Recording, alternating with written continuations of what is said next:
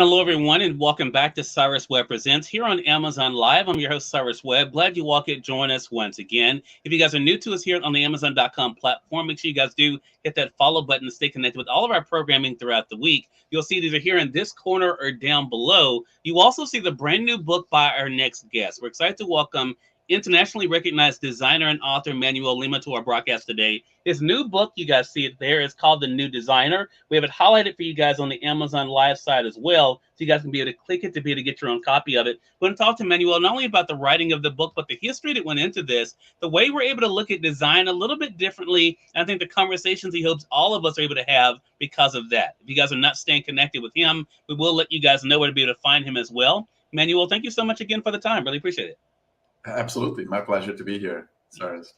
So congratulations on the new book. There's a lot of history in this, as I mentioned, Manuel. We're going to get into some of that a little bit later. But I love the conversation, though, about design and the impact. What has it been like for you to have these conversations through this book? Yeah, impact is a really fun sort of concept. In many ways, I think it started off with that.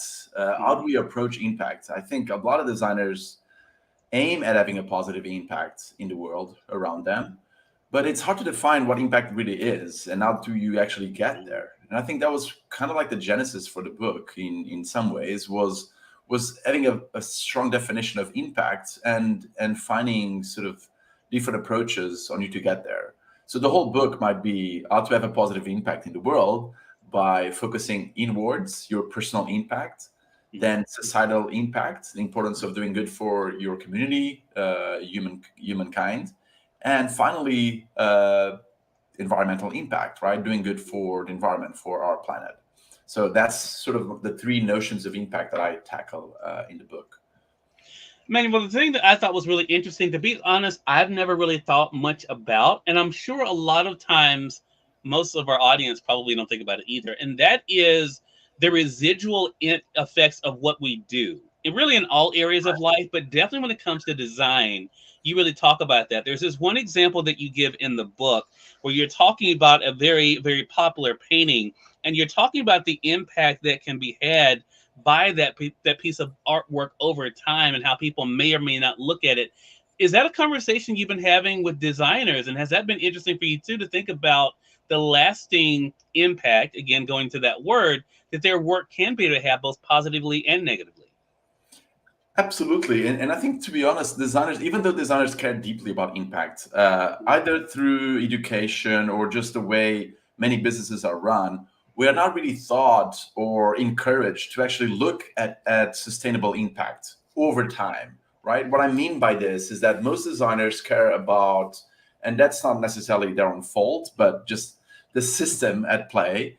It makes designers think only about the launch, right? The delivery. So your job as a designer is done, is finished as soon as you deliver whatever that solution might be to a customer, to a stakeholder, right?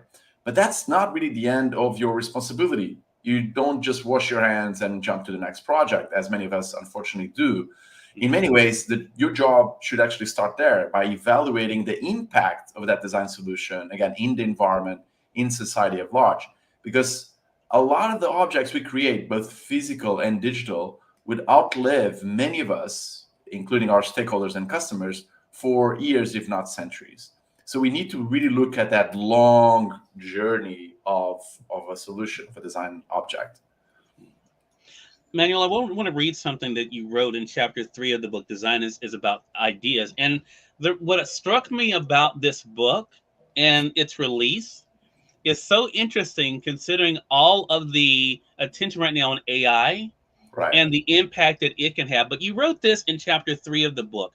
And I think this is something that's so powerful. You say, even before trying to convince anyone, designers should understand that every idea has an associated cost. An idea is a bet on the future.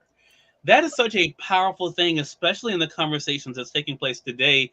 As someone who is an internationally recognized designer themselves, how much does that influence yourself as a designer and the way that you look at life?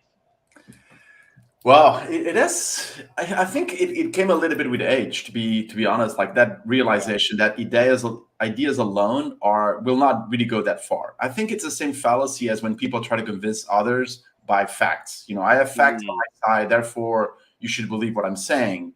And I right. think there's a similar fallacy by many designers that think that no matter how great of an idea it is, the idea itself, by being great, will sell on its own. Will be able to convince others and persuade others that this idea is worthwhile. And I Right. think it's nonsensical because that's not how the world works, right? So it's not just about having a great idea, it's about knowing how to sell it. It's about knowing how to persuade others that this is a valid idea. Again, to your point, as I mentioned in the book, it's an investment in the future and it has an associated cost because an idea requires normally change to a given system, to a given framework, to a given modus operandi. So that is a cost, right? To an organization, to a Mm, customer, to a stakeholder. So we have to understand, we have to really put ourselves in our stakeholders' shoes to understand how can we actually persuade them that this idea is actually worth the investment, because there's always an yeah. investment. And I think it's that element of humility that I think is much more required by many designers to actually fulfill. It's not the idea alone, it's how to sell it. Mm. And I think too, as we look at and we think about a lot of designers, and what you just said reminds me of something else in chapter 3. I'm going to read, Manuel. But what I think is so interesting is that a lot of times, if we're honest, because I'm a visual artist myself, a lot of times we only think about ourselves, right? When we're creating, we only think about us. Well, I don't really care if you like it. I don't care how you feel about it. It's about me. Right. Really, what you're saying in this book is that we have to get out of that notion of just thinking about what's right for us and thinking about the larger story. You say this in chapter 3 as well. For those who have the print edition on page 60, changing minds is hard and can't be done by just providing more facts and evidence, to the point you were just making. Right. A better approach for this is active listening and building trust. I want to talk about that for a second because trust becomes a big part of this book, which may seem like an interesting thing to discuss in a book about design. So, talk to us about the relationship that you've been able to find over time about not only, of course, how designers and what they design is seen, but also the trust involved in that.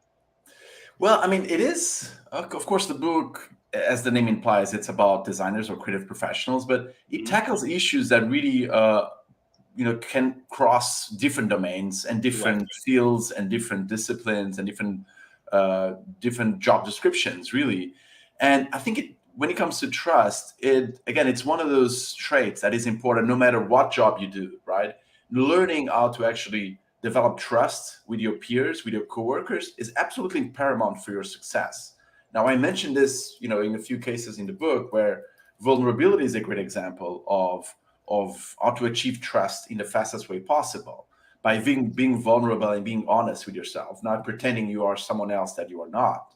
Right. And I love this example of this life coach, let's call it, that really trains astronauts going into space. And now we can imagine how nerve-wracking it is for you to like be in a cubicle out there in space, miles from planet Earth, with a group of strangers that you don't really know that well, right? It's Mhm. pretty intimidating. And I'm Right. sure, that's intimidating to astronauts as well, even though if they are much better prepared than we are. Mhm. So what this life coach does with training astronauts is that he goes into these like wilderness types of environments, like into the woods, let's say, and really tests their survival skills, almost like the Survivor, like the TV show. But the interesting thing is that we might think that people need to build trust first in order to become vulnerable with each other. But what he ended up proving is the opposite. By being vulnerable in a specific scenario that is life changing, could be life changing, pretty dramatic. By being vulnerable with each other, you actually build trust in a much faster way. Mhm. So I talked about this in the book in the context of, again, being creating interpersonal relationships, not just about convincing and persuading your stakeholder, but also like creating better as a group. Because guess what, there's no singular designer anymore. Like this, the notion of Mies van der Rohe and Alvar Aalto, the big names of design, and Philip Stark, those are long in our past. All design today, or most of the design today, is done in groups of people Mhm. collaborating together. A team that I was working at some point at Google at 500 designers working together on a multitude of platforms and products. Now, teams at large, you really need to know it's not just about having the right skill set or even knowing how to persuade, but it's also about knowing how to collaborate with others. And for that, trust is absolutely paramount. To that point, Manuel, I want to ask you about the audience for this book, because you've written other books before. When you were writing The New Designer, who was the audience for it? It's good. I mean, it actually started off in my head as almost as the format of letter to a young self, right? There's many books like this, letter to a young chef or letters to a young doctor. It's basically the idea that, maybe I have accumulated some knowledge, I hope, in 15 plus years of my career, throughout my career. And it's basically, at least the idea started off as letters to a young self, as a letters to a young designer. Oh, wow. But it of course it changed over time. I always wanted to speak to a little bit to the design community as a whole, but then of course this can expand to all the creative professionals and really and many other roles that are not necessarily related to the creative world. Because maybe many people that have read the book, well, first of all, they were interested in about knowing more about design, but also interested how a lot of the things that I mentioned in the book really takes into account almost every sort of role and discipline that you might think of. Yeah.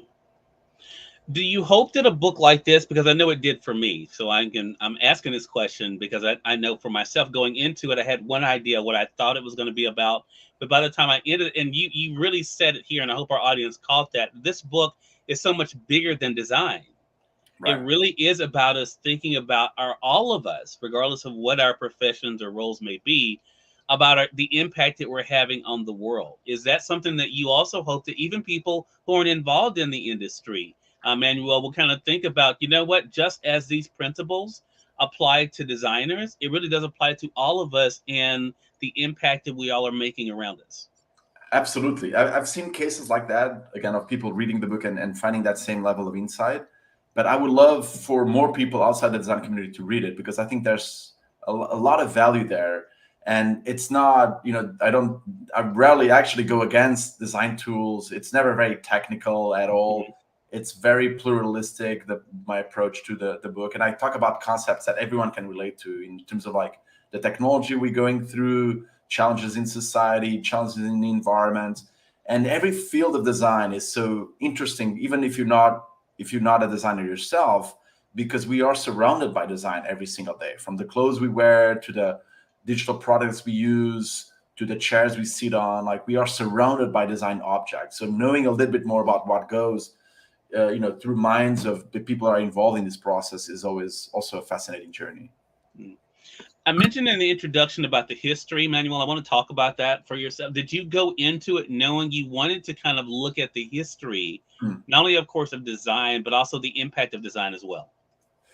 Yeah, so I'm a little bit obsessed with history. If you are a reader of my previous books, I am about history of things. So my first book was about the visualization of networks, network visualization. And then I wanted to go back to the origin of things. I'm fascinated, obsessed almost, to understanding what's the origin. Who was the first person to do this or that? And that sort of train of thought took me to trees.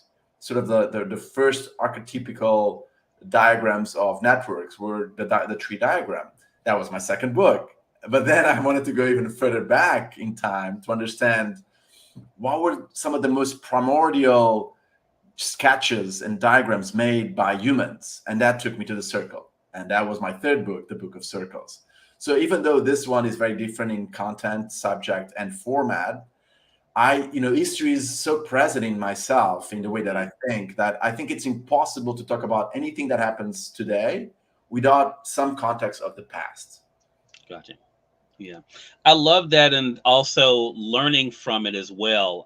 In chapter 7 of the book, Manuel, I want to share this thought that you have on page 134 of the book. And again, for those joining us on Amazon Lifestyle, see some of you have already taken advantage of it, but if you'll click on the actual book you guys see either here on the corner or down below. You can actually be able to go ahead and get your copy of the book. We also going to let you guys know how to stay connected here with Manuel here in just a bit. But you wrote this in talking about the painting the screen, Manuel.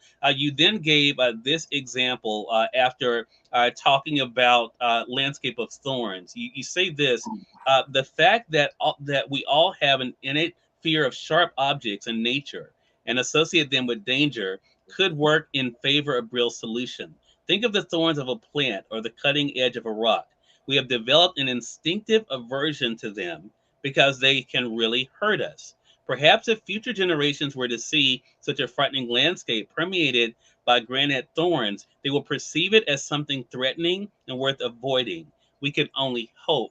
And it kind of goes to what I thought about when I read that was the reason why I wanted to bring it up in the context of history is that if we've learned anything from the past, maybe it can help us in being able to move forward. Is that kind of how you see the new designer as well? Yes, absolutely. Absolutely. That's the ultimate goal, is that we can learn from the past and do it better today and tomorrow. But I love that you mentioned this project, because I think, even talking to some friends the other day, I think that specific project is the ultimate, the most challenging and complex design project of all times. Just for your audience to understand, I mentioned this project, which is basically we are storing radioactive material, nuclear waste underground, right? And now the challenge, the design challenge, which is, again, I think the ultimate design challenge of all times. Now, that nuclear waste that's going to be stored underground, it's already being stored by different countries, including the US. It's going to stay radioactive for 10,000 years, 10,000 years, right? So now, how do we communicate with future generations that they shouldn't dig it up? They shouldn't go find and try to uncover any sort of like remnant of the past, because it could actually kill them. Not just them, but all their tribe and community, whoever is actually going to. Is it even going to be humans uncovering that, right? So now the challenge is, how do you communicate, knowing that there's absolutely zero guarantee that any language spoken today will last 10,000 years. None of the ones in the past have. So there's no reason to believe that any of the language we speak today will. So any written language is obsolete. Now, any mark has a lot of cultural sort of associations. We don't have that many universal symbols that can be identified as danger. There has been different attempts, like the face of Edward Munch, the scream, the little painting, facial expressions. That is most of the universal type of feelings that any human can relate to. Again, assuming that humans will be the ones uncovering this. So I find this such a tremendous, interesting challenge, right? It's the ultimate challenge for any communication designer, I have no doubt. And then the winning entry for that was the thorns, right? The thorns of plants, coming off the ground. But again, it could also backfire. If we are as curious as we are today, which there's no reason to doubt that, if we see a sign of danger from an ancient civilization today, we will likely, even if it looks pretty dangerous to us and replicating some sort of dangerous aspect of nature, we will most likely want to dig it up and find out what it is, because that's just in our nature. So it's tough. It's really, really, really tough. Again, how do we communicate with a generation 10,000 years from now? Such a beautiful challenge. Yeah. And I think that's why a book like this is so important, from someone like yourself who is respected in the design field as well, Manuel. I think that's why these conversations matter. I did not mention it, but the subtitle of the book is Rejecting Myths, Embracing Change. And again, change is not always easy for any of us, but especially in the world we're living in today. So I think it definitely is worth the time. Again, everyone, Manuel Lima has been our guest. The book, again, is The New Designer. You guys see it there. We have it highlighted for you guys on Amazon. For those who are tuning in on LinkedIn, on YouTube, Facebook, and I forgot we also have Facebook over there as well that's joining us live, and Twitter. You guys will see a link that will take you over to Amazon to be able to get it for yourself. Manuel, this has been such a great conversation with you. Thank you again for stopping by. How can our viewers stay connected with you? I think LinkedIn, you mentioned LinkedIn. LinkedIn is perhaps the easiest, but Twitter, I'm also active on Twitter. Well, I guess I used to be, but definitely on LinkedIn. I feel like everyone is dropping Twitter somehow. Yeah. slowly departing. Yeah. Yeah. But LinkedIn is probably the best, or email. You can always reach me by email as well. But if you just Google my name, I'm sure you can find like different ways of connecting with me. Instagram as well, but LinkedIn is perhaps my favorite. I would Okay. say at the moment. Well, really appreciate the time. Want to thank our friend Lisa Warren for helping us to set this up today, and definitely looking forward to having you back. And for your audience, thank you so much for being with us for another great segment of Cyrus Webb Presents. Until next time, I'm Cyrus Webb saying thank you so much for being with us. We'll talk to you soon. Take care.